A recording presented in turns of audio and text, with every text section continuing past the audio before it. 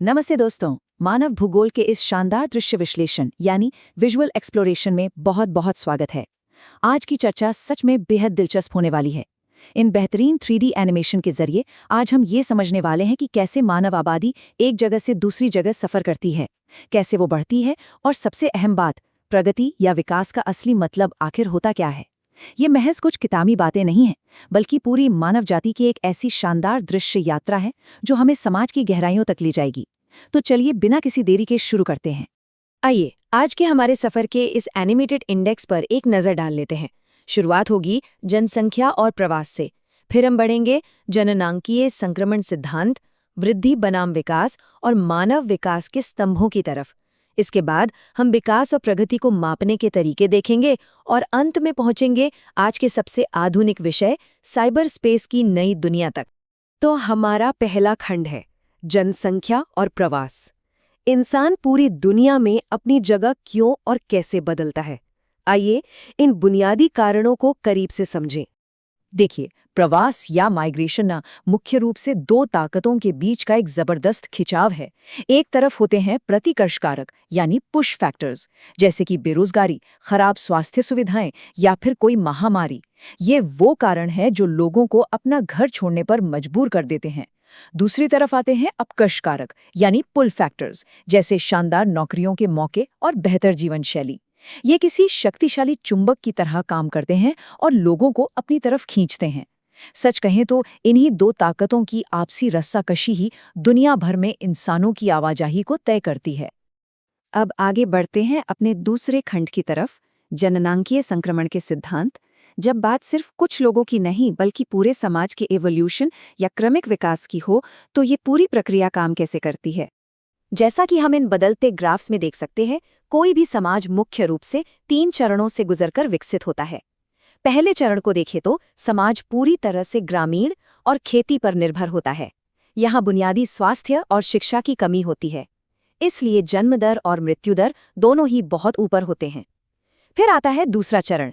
यहाँ स्वास्थ्य सुविधाओं में थोड़ा सुधार होता है, जिससे मृत्यु दर तो तेजी से नीचे गिरती है, लेकिन जन्म दर वहीं की वहीं रहती है।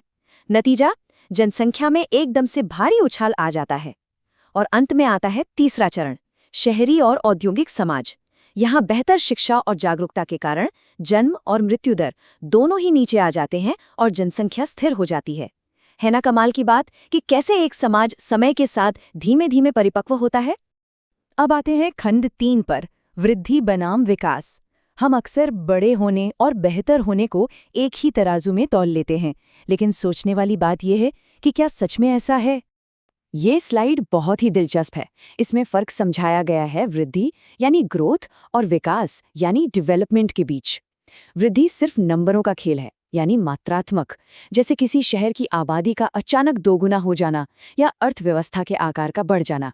लेकिन विकास पूरी तरह से गुणात्मक होता है, यानी क्वालिटी।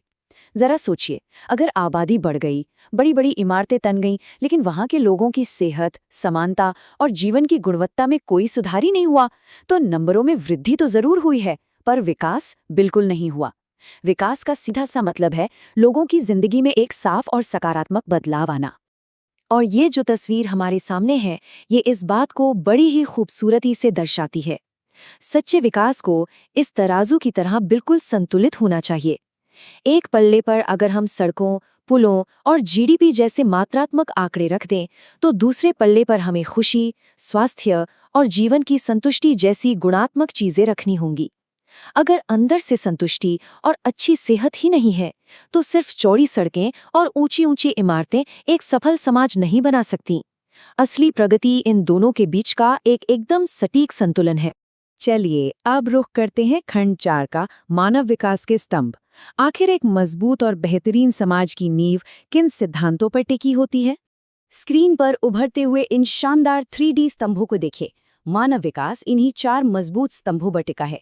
पहला है समता, यानी अवसरों तक सभी की बिल्कुल बराबर पहुंच, चाहे किसी की पृष्ठभूमि कुछ भी हो। दूसरा स्तंभ है सतत पोषणीयता, यानी सस्टेनेबिलिटी। इसका मतलब है कि हम संसाधनों का इतना समझदारी से इस्तेमाल करें कि हमारी आने वाली पीढ़ियां खाली हाथ न रह जाएं। तीसरा है उत्पादकता, यानी बेहतर शिक्षा और स्वास्थ्य के जरिए इंसानी क्षमताओं को लगातार और बेहतर बनाते रहना।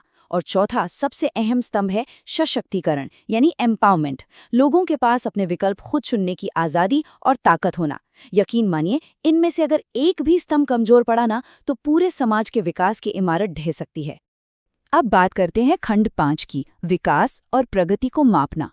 ये जो अमूर्त या कहें एब्स्ट्रैक्ट बातें हम कर रहे हैं, इन्हें असल दुनिया के अंतर्राष्ट्रीय मंच पे मापा कैसे जाता है? देखिए, विकास को सही सही मापने के लिए ना एक बहुत ही संतुलित नजरिए की जरूरत पड़ती है। एक तरफ हमारे पास है मानव विकास सूचकांक या HDI, जो लंबी उम्र और शिक्षा जैसी शानदार उपलब्धियों को मापता है, और दूसरी तरफ है मानव गरीबी सूचकांक या HPI, जो उन कमियों को सामने लाता है जहां समाज पीछे छूट गया है, जैसे कि पीने का साफ पानी न मिल पाना या फिर छोटी उम्र में मृत्यु का जोखिम। तो समझने वाली बात यह है कि असली प्रगति की पूरी तस्वीर तभी साफ होती है जब हम इन उपलब्धियों और कमियों दोनों का एक साथ गहराई से आकलन करें। लेकिन ठहरिए, विकास का पैमाना सिर्फ उबाऊ या ठंडे आंकड़े नहीं होते। जरा भूटान की तरफ देखिए। ये दुनिया का इकलौता ऐसा देश है जिसने प्रगति को सकल राष्ट्रीय प्रसन्नता यानी ग्रॉस नेशनल हैप्पीनेस GNH से मापना शुरू किया है। और एक हैरान कर देने वाला तथ्य बताऊं, भूटान के संविधान में ये कानूनी रूप से अनिवार्य है कि देश का कम से कम 60% हिस्सा हमेशा जंगलों से ढका रहेगा। बिल्कुल, उनका साफ मानना है कि अंधाधुंध भौतिक विकास कभी भी पर्यावरण या हमारी सांस्कृतिक खुशी की कीमत पर नहीं होना चाहिए। ये हम सबके लिए एक बहुत बड़ा रिमाइंडर है कि असली प्रगति किसी बैंक बैलेंस में नहीं, बल्कि मन की शांति और प्रकृति के साथ तालमेल में बसती है। और अब हम आ पहुंचे हैं अपने आखिरी खंड पर, साइबर स्पेस की नई दुनिया, डिजिटल भूगोल, जहां हमारी ये यात्रा एक बिल्कुल ही नए और अनोखे आयाम में प्रवेश करती है। आज के दौर में मानव भूगोल सिर्फ जमीन, नदियों या ऊंचे पहाड़ों तक ही सीमित नहीं रह गया है। साइबर स्पेस ने तो दूरियों का मतलब ही बदल कर रख दिया है। इंटरनेट के इस विशाल डिजिटल ब्रह्मांड में बिना एक भी कदम चले दुनिया की किसी भी कोने में पलक झपकते ही जानकारी भेजी जा सकती है। हम चाहे दफ्तर में हों, समुद्र के बीच किसी जहाज पर हों या आसमान में उड़ते किसी विमान में, इंटरनेट ने हमारे जुड़ने के तरीके को इस कदर बदल दिया है कि भौतिक रूप से यात्रा किए बिना ही आज पूरी दुनिया एक छोटे से डिजिटल गांव में तब्दील हो चुकी है ना अद्भुत? तो जमीन पर होने वाले प्रवास से लेकर इस वर्चुअल डिजिटल दुनिया तक, और महज संख्या बढ़ने से लेकर दिन की सच्ची खुशी तक का ये जो पूरा सफर है, ये हमें एक बहुत ही गहरे सवाल पर लाकर खड़ा कर देता है। जरा सोचिए, इस तेज रफ्तार, हाईटेक और साइबर युग में वास्तव में एक सार्थक जीवन या मीनिंगफुल लाइफ है क्या?